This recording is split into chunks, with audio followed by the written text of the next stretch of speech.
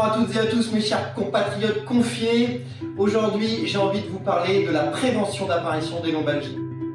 Dans un épisode précédent, on a parlé de l'auto-traitement de la lombalgie et maintenant on va essayer de voir comment on peut éviter d'avoir cette lombalgie. En général, les gens se mettent à faire des étirements sur le bas du dos lorsqu'ils ont mal au bas du dos.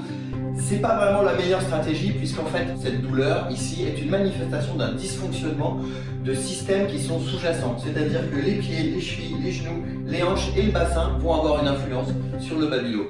Donc on va essayer de voir comment on peut retrouver de la mobilité de hanches et de la mobilité des chevilles et des pieds aujourd'hui dans cet épisode. C'est parti et on commence avec les hanches. Let's go! Pour les tests des amplitudes des hanches, on va faire 3 tests qui vont après se transformer en fait en exercice d'amélioration si vous gardez ces postures-là. Donc premier test, est-ce que vous êtes capable de monter le genou à la poitrine sans bouger le buste d'un côté comme de l'autre?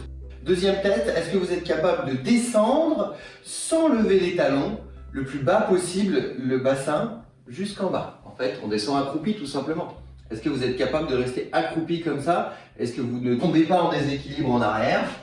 Ou est-ce que vous êtes juste incapable de descendre plus bas que ça?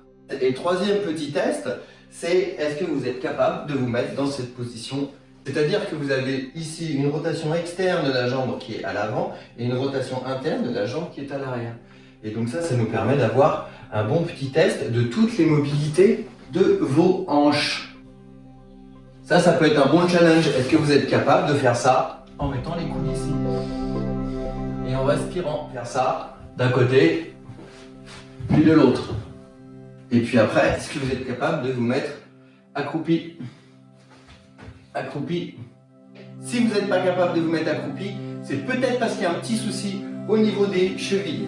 Alors comment on peut isoler tout ça? Il suffit de mettre 2 livres sous les chevilles et si lorsque vous faites une surélévation des chevilles, vous êtes capable de descendre, c'est que le problème, il vient des chevilles. Bon alors maintenant on va libérer l'amplitude des chevilles. Mais pourquoi elles ont besoin d'être libérées ces amplitudes? Parce qu'avec le port des talons comme ceci, même sur les chaussures de jogging ou d'autres qui peuvent être éventuellement des chaussures où on se dit qu'on est à plat, il y a toujours une inclinaison qui fait qu'on ne va jamais chercher la flexion maximale.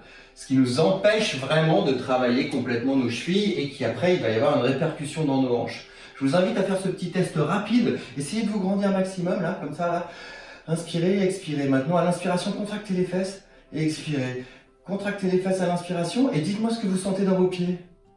Quand vous inspirez, vous contractez les fesses. Est-ce que vous sentez que vos pieds en fait ils bougent leur point d'appui? Il y a donc un lien direct entre les hanches, les fessiers et les pieds. Alors pour libérer l'amplitude des chevilles, 2 exercices. L'exercice ici où vous allez étirer les mollets. Pour étirer les mollets, il suffit de laisser tomber un talon puis l'autre dans un escalier. Vous connaissez cet exercice, il est assez simple et rapide. L'autre qui est plus intéressant, un peu plus complexe à mettre en place, c'est de se mettre à genoux sur un côté et l'autre côté, vous allez vous mettre le poids du corps sur le genou ici qui va être à l'aplomb du pied et vous allez aller au maximum de l'amplitude et vous allez pousser, pousser et chercher à atteindre le plus loin possible. Et vous travaillez ça comme ça tous les jours pendant 1-2 minutes, vous allez voir que ça va libérer l'amplitude de cheville. Et puis mettez-vous à marcher pieds nus. Ils ont 2 rôles hyper importants les pieds.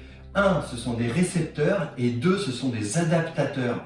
Dans notre posture, il faut vraiment remettre ses pieds au travail. Mettez-vous nu-pieds, marchez nu-pieds le plus possible.